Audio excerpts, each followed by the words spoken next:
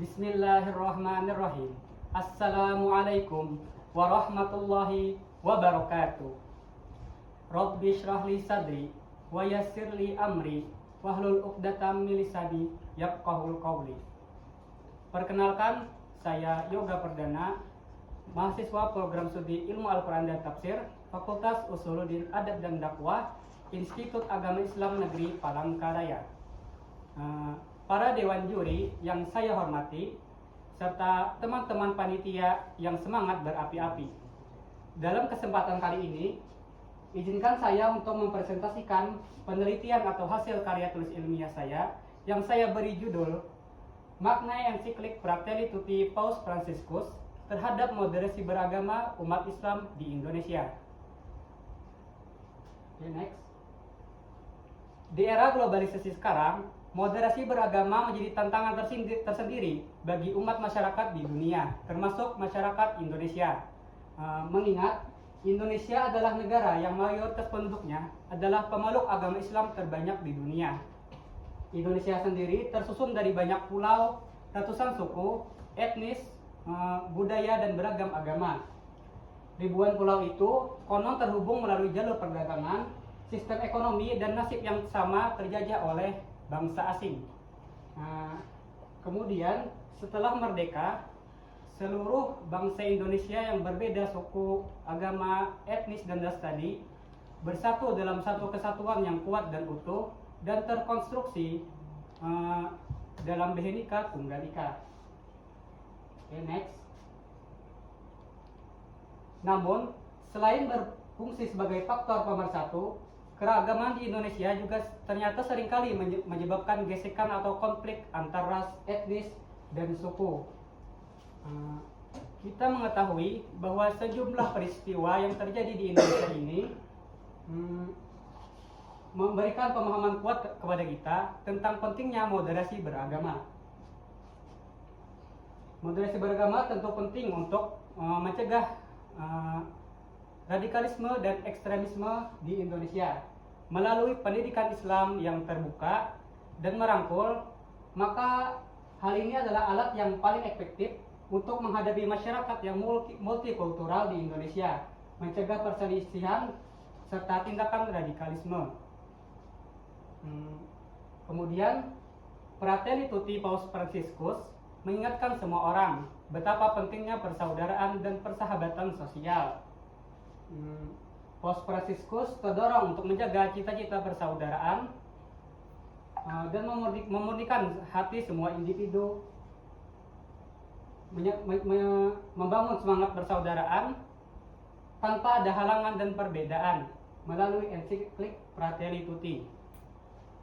Next.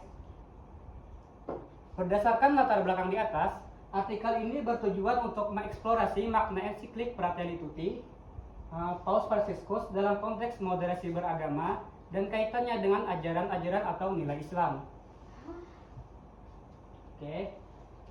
Serta bagaimana prinsip yang diusung oleh ensiklik Fratelli Tutti ini dapat mendukung upaya menciptakan masyarakat yang damai dan harmonis di tanah air. Kemudian kita masuk ke pembahasan. Next.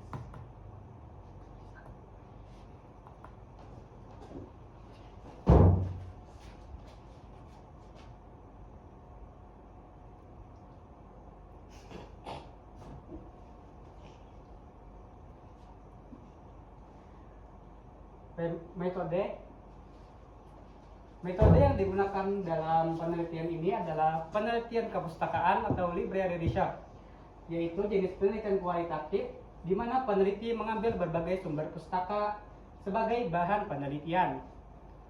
Kemudian pembahasan. Masuk pembahasan pertama tentang pemahaman tentang ensiklik Fratelli Tutti.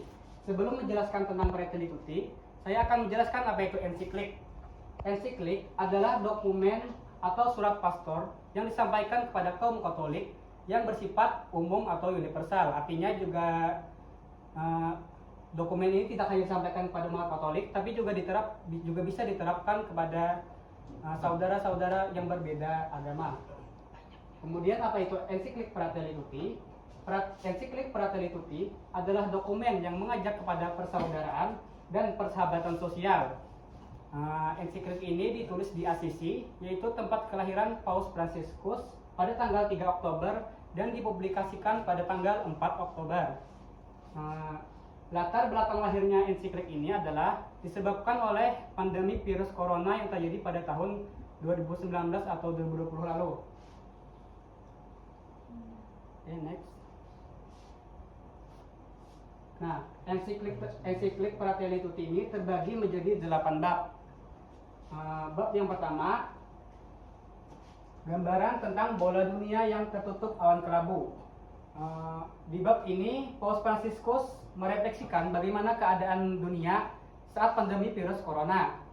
Kemudian di bab kedua, Paus Fransiskus mengajak semua orang untuk membuka hati kepada dunia, yakni membuka hati kepada perbedaan dan ras dan menyatukan melalui semangat persaudaraan. Kemudian yang ketiga, Paus terdorong untuk mengajak semua orang pergi keluar dari diri sendiri, yaitu menjadi pribadi yang terbuka dengan sistem kekeluargaan. Yang keempat, Paus berbicara tentang migrasi.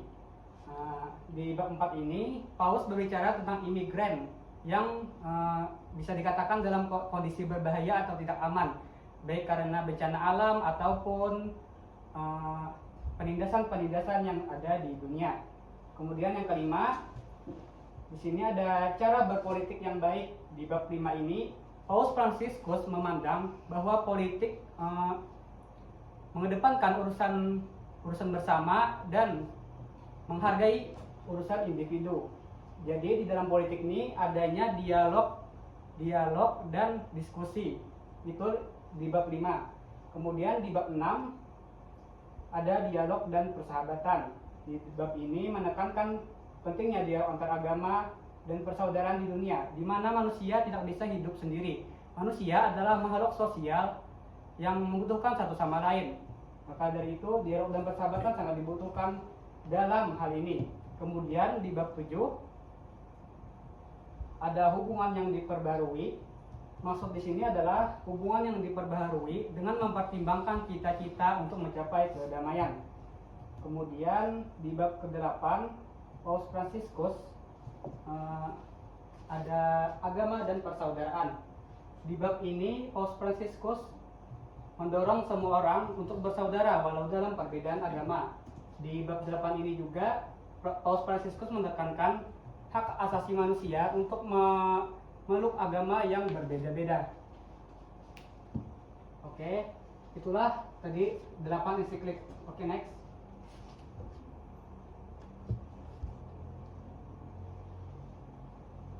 Kemudian memasuki pembahasan selanjutnya, yaitu konsep moderasi beragama di dalam Islam. Moderasi berasal dari kata Latin moderatio, yang berarti tidak kurang dan tidak lebih. Kemudian di dalam Islam sendiri, moderat juga dikenal dengan Islam wasatiyah, yaitu berasal dari dua kata, yaitu Islam dan wasatiyah. Kemudian ada seorang ulama di dalam Islam, yaitu Syekh Al-Asqalani, mendefinisikan wasatan dengan sawaun, yaitu di tengah-tengah di antara dua batas atau dengan keadilan. Oke, para ulama telah mengidentifikasi kata wasatan dengan istilah yang menunjukkan moderasi agama yang terdapat dalam Al-Quran dan Hadis. Di dalam Al-Quran ayatnya diantaranya, wa kadzalika ja'alnakum ummatan wasatan litakunu syuhada 'alan nasi wa yakunu rasulu 'alaikum syahida. Yang artinya, demikian pula telah kami menjadikan kamu umat Islam, umat pertengahan, agar kamu menjadi saksi atas perbuatan manusia dan agar Rasul Nabi Muhammad menjadi saksi atas perbuatan kamu. Oke, next. Kemudian memasuki pembahasan ketiga, yaitu makna Fratelli Tutti bagi umat Islam di Indonesia. Di Indonesia sendiri banyak contoh konkret yang menerapkan prinsip-prinsip Fratelli Tutti ini. Contohnya yaitu tentang toleransi.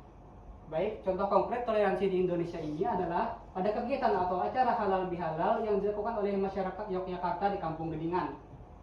Jadi di acara itu pada tanggal 1 Syawal, seperti biasa, masyarakat umat Islam di Yogyakarta atau di Gendingan merayakan Ramadan atau puasa. Kemudian di hari Id, setelah pulang dari masjid, mereka melakukan acara halal bihalal tapi dengan lingkup lintas agama. Kemudian dialog antar agama. Di sini contohnya ada terbentuknya Forum Kerukunan Umat Beragama atau FKUB. Oke, langsung terakhir. Contoh konkret yang ada di Indonesia itu persaudaraan universal, yaitu di mana Paus Fransiskus melakukan kunjungan ke Indonesia. Di dalam kunjungan itu sangat terlihat bagaimana Imam Masjid Istiqlal Nasaruddin Umar mencium kening Paus Fransiskus. Kemudian Paus Fransiskus membalas ciuman di kening itu dengan mencium tangan imam tersebut. Oke, next.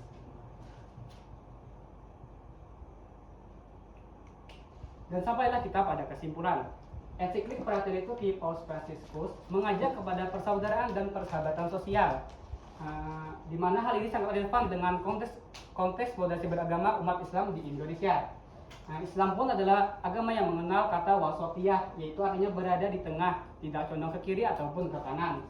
Dengan kata lain, Islam adalah agama yang tinggi akan rasa keadilan.